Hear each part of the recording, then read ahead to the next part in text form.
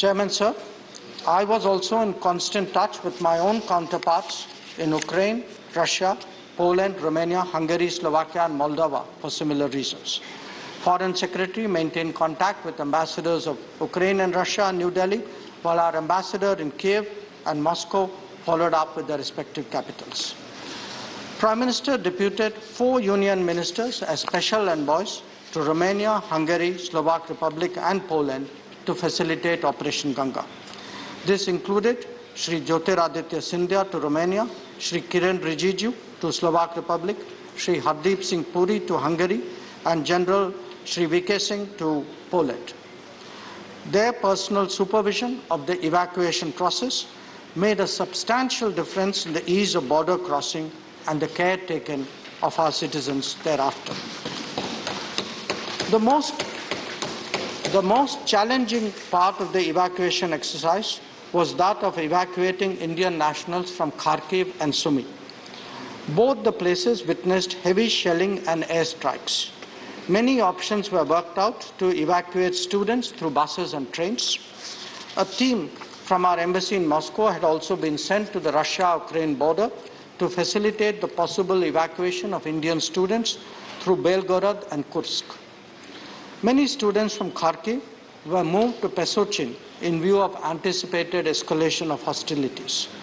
While our efforts were able to stave off some of the more extreme scenarios, their presence in a safety zone allowed for subsequent ferrying through buses to the western borders. The Sumy evacuation, which was the last one on a significant scale, was also extremely complex as our students faced the prospect of being caught in crossfire. Their evacuation from the city needed a credible ceasefire, a daunting challenge in the current situation. This finally materialized, Chairman, sir, due to the personal intervention of the Prime Minister himself with the Presidents of Ukraine and Russia. Noting the extraordinary challenges before us, we also dispatched a special team of senior officers to the vicinity of Sumy. Their coordination with the military forces deployed there, with the ICRC and the arrangement of logistics was responsible for the final outcome. During the entire period, our embassy in Ukraine has been working incessantly to contact Indian nationals, arranging and facilitating transport, coordinating with local authorities, providing food, etc. Throughout the evacuation exercise, our embassy was in constant touch with the Ukrainian authorities. We appreciate their positive response to our requests during this period. Their intervention was responsible for running additional trains needed for the evacuation exercise. The embassy also provided travel documents within a very, very short time in cases where Indian nationals had lost their passports. They also partnered with neighboring embassies to resolve challenging situations on the border. On 13th March, in view of the rapidly deteriorating security situation in Ukraine, including attacks in its western part, it was decided to temporarily relocate the Indian embassy in Ukraine to Poland. This situation will be reassessed in light of further developments. Honourable members should also recognize the great contribution made by community representatives, volunteers and NGOs in the evacuation exercise. Equally noteworthy were the efforts of Indian businesses in the countries neighbouring Ukraine and indeed in Ukraine itself. In numerous ways, they assisted in the transport, shelter and sustenance of the evacuating students. They ensured that our citizens did not become a burden for Ukraine's neighbours who were receiving so many other refugees at that time. The nation owes them a debt. In line with India's principle of Vasudhaiva Kutumbakam, foreign nationals were also evacuated from conflict zones and brought to India. They included about 150 citizens, 147 to be exact, of 18 countries. Among them are immediate neighbours like Bangladesh and Nepal. Many of the Ukrainian nationals that were family members of Indian nationals have also been evacuated. We also provided free passage to Ukrainian nationals from India to Poland in our evacuation flights. In response to the emerging humanitarian situation, India has provided relief supplies to Ukraine and its neighboring countries.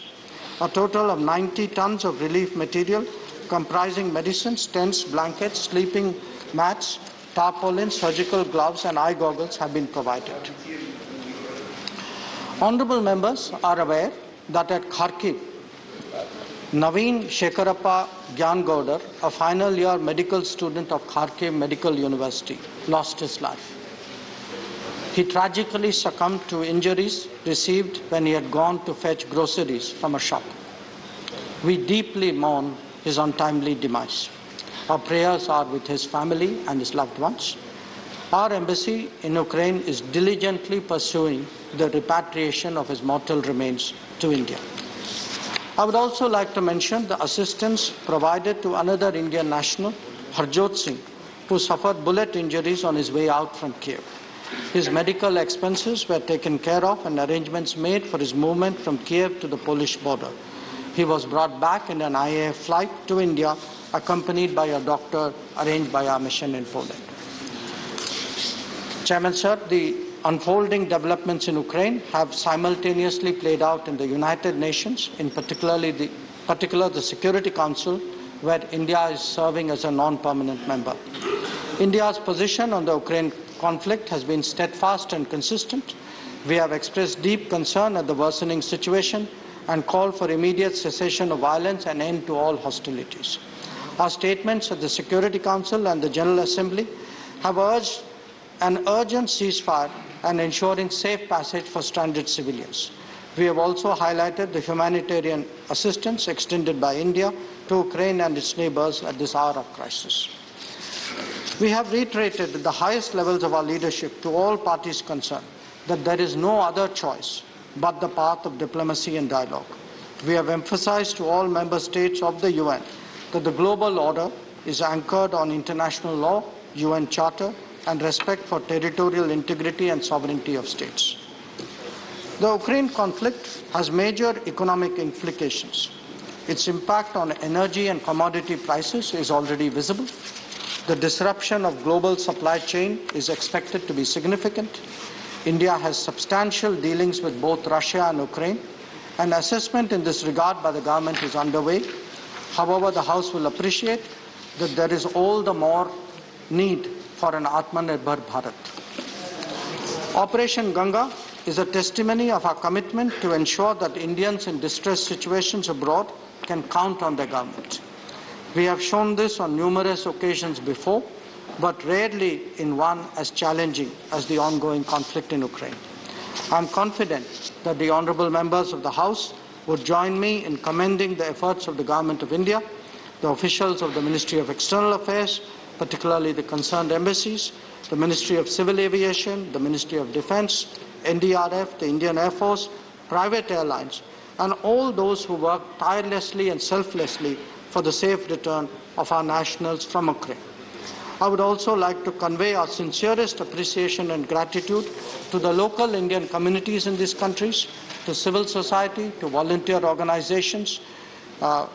However, what is most noteworthy is the courage and determination of our young students in Ukraine, some of whom had to face very difficult, even traumatic situations in active conflict zones. Honourable members, these are undeniably challenging times, but the House may rest assured that whether it is our approach to the political situation, the implications for the economy, or the welfare of Indians abroad, our government will respond with the confidence, diligence, and responsibility that has been our hallmark. Thank you.